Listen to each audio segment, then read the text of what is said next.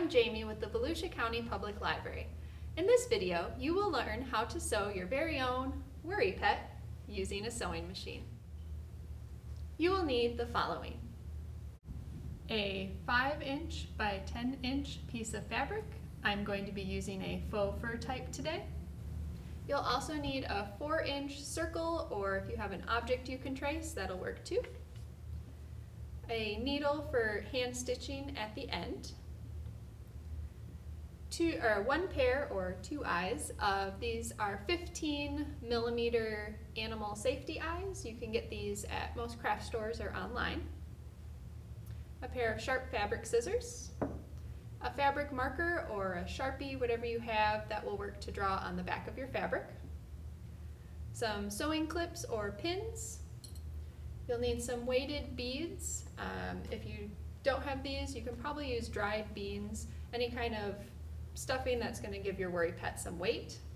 We're also, of course, going to need a sewing machine, and you'll need some coordinating thread. Let's get started. We're going to take our 5 by 10-inch rectangle. I'm using a faux fur today. You can use a different fabric if you'd like, but we're going to fold it so that the right side, so for me that's the furry side, is sandwiched inside. We're going to use our round object, or I have printed a 4-inch circle. We're going to put that in the middle of our fabric and use that to trace the size of our worry pet. You can use a fabric marker. I'm going to be using a permanent marker because the back of the faux fur is so fuzzy. This seemed to work a little better. So I'm going to trace around the circle and I'll meet you back here. So we have our circle in the middle of our fabric. We're going to take our fabric marker or permanent marker, whatever you're using, and we're going to put 2 dots for the location of our eyes.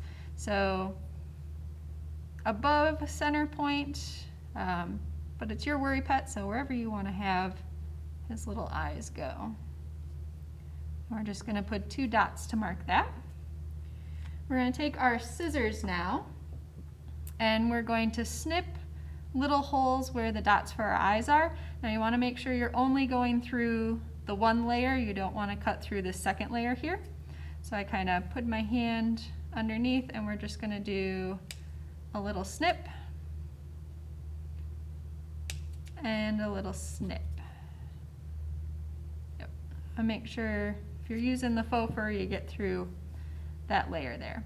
So now we're going to take our 15mm animal safety eyes here, and I'm going to go to the right side, the furry side. I'm going to kind of put my finger where that hole should be, and I'm going to put the part of the eye through so you can see his eyeball there. We're going to put that through, and then the backing for the eyes is this kind of clear plastic piece. So we're going to stick that on there, and it kind of acts like a washer on a screw, and we'll hold it in place. Snaps on there.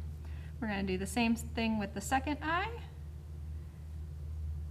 Poke that through the hole we made, push all my fur out of the way, and pop that backing on there. Okay, so we're going to fold them back up.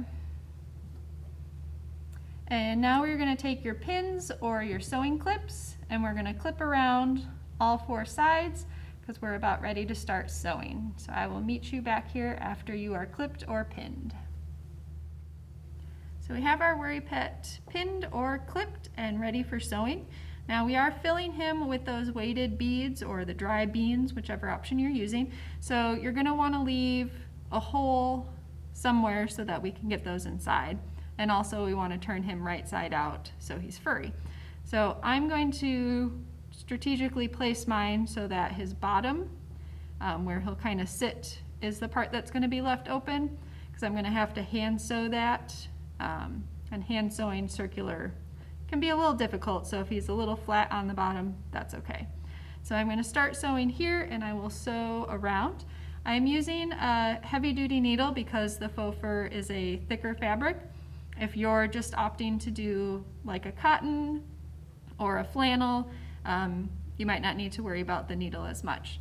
So I'm going to take my worry pet and slide him under the foot of my sewing machine. It's a little thick with all that fur there. I'm going to take out my clip I don't need anymore, and we're going to go ahead and sew a few stitches forward. I also go really slow with the faux fur because of the thickness too. We're going to put our foot down and sew 4 or 5 stitches. And then I'm going to go ahead and reverse stitch to lock that in. And kind of got to guide your fabric through if you're using the faux fur. Okay, and then I'm ready to continue stitching around the circle, and remember you want to stop and leave that opening. If you happen to sew it all the way by mistake, you can get a seam ripper and rip that out. So try and remember you want to leave yourself that hole so we can fill him at the end. Have that second hand back here to help guide through, especially if you're using a thicker fabric like this. And I'll meet you back here when we're done sewing. So we've sewn our worry pet around our circle and left the opening here. I did mine at the bottom. Wherever you've left your opening is fine. So now we're going to trim off the excess fabric, and we're going to leave this extra bit here. Will help kind of create a funnel when we're filling him. So I'm going to kind of start in here. You want to get fairly close to your stitch without cutting it.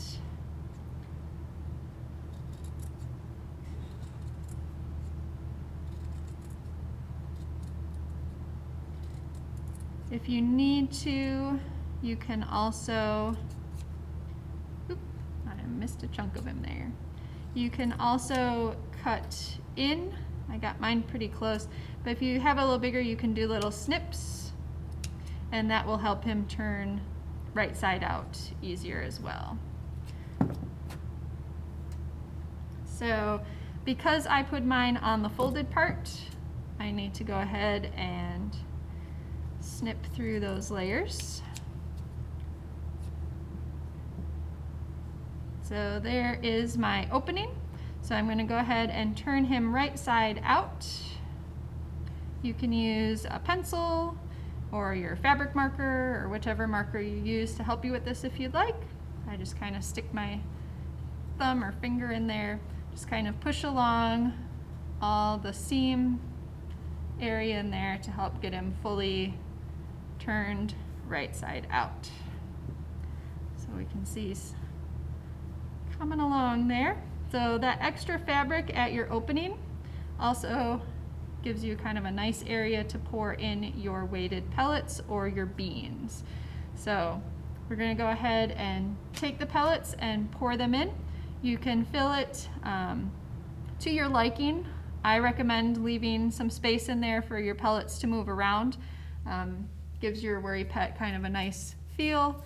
You can kind of hear the sounds of the beads inside there. It's also going to make it easier to fold in your excess fabric and hand sew it at the end. If you fill it all the way to the top, it's going to be a little harder to do that hand sewing. So go ahead and fill your worry pet, and I'll meet you back here. So our worry pet is full, and I've already threaded my needle with some corresponding thread. I'm going to double it up and use both pieces. I wrap it around my finger and pull tight. That puts a knot in the end there. And we are ready to start sewing. We're going to fold down the pieces that we left and tuck them inside to close up our worry pet. So we can kind of feel the seams on the side to see where our opening is and where we need to sew. I'm going to take my needle into the center part here, and you can kind of see, and I'm going to put it just through the one layer and out, and that's going to put my knot in the center and kind of hide that in the opening here. I'm going to sew across one way. You want your stitches to be fairly close. We don't want those beads to come out. And now we're sewing through both layers of the fabric. You kind of have to guess with the faux fur and make sure. We're going to go all the way across until we feel that seam here where the machine stitching was, and then I'll sew back the other way to make sure that it's secure. I don't want to leave any openings where the beads might be able to come out. So I want to make sure I've got it good down and back, and I'll meet you back here when we're done. So I'm done hand sewing our worry pet. I went down and back to make sure that it was fully secure. I'm going to take my scissors and trim my thread to leave a tail. You can knot it kind of the same way we did at the beginning, but I'm going to just separate the two pieces of thread and just do your basic normal double knot. Pull it tight, and one more here, and I'll trim off the excess thread as close as I can get it, and he should be good. If you want, you can kind of fluff out the fur along the seams where it got caught in when we were sewing there, if you want to give it a fluffier look if you used the faux fur. Just kind of run your finger along here and fluff up your worry pet. And he is done. I hope you enjoyed sewing your worry pet. These make great gifts for all ages and can be made in a variety of colors and fabrics. If you're interested in more sewing projects, you can check out these books and more from your library, as well as the database Creative Bug. And remember, stay crafty, Volusia.